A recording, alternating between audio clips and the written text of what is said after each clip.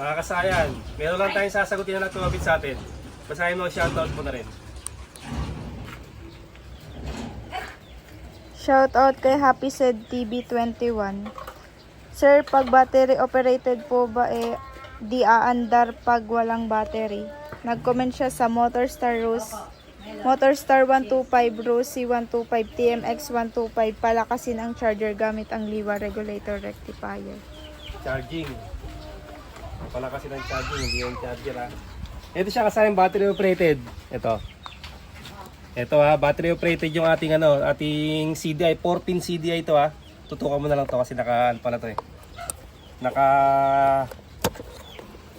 naka-table tayo, tutukan mo to. Pakita mo na 4-pin.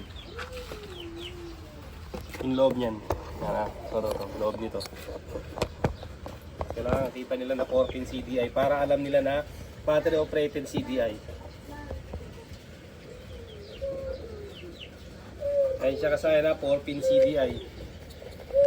Tapos natin isa. Okay, parang di ba masyado kita? Ito. Parang malabo.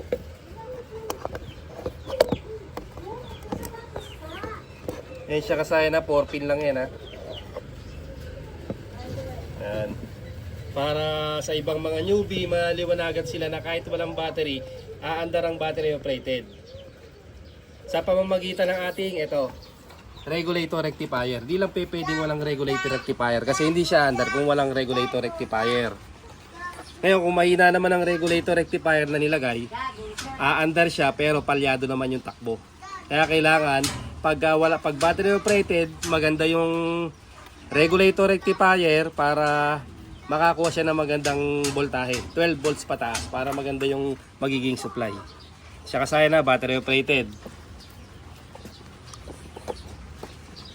Hindi kagaya ng mga AC type, may mga primary coil kahit wala nito aandar.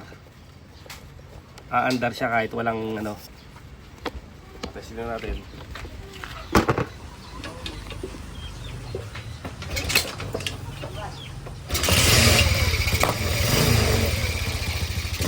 Saka tayo, walang battery ha. Walang battery at battery operated. Ang pinaka-importante diyan kasaya na magpapaandar sa kanya, itong charger niya ha. Ito ang magbibigay sa kanya ng 12 volts. Kasi ang CDI nito ay DC 12 volts. Kaya kailangan masupply niya ng 12 volts para umandar yung ating motor.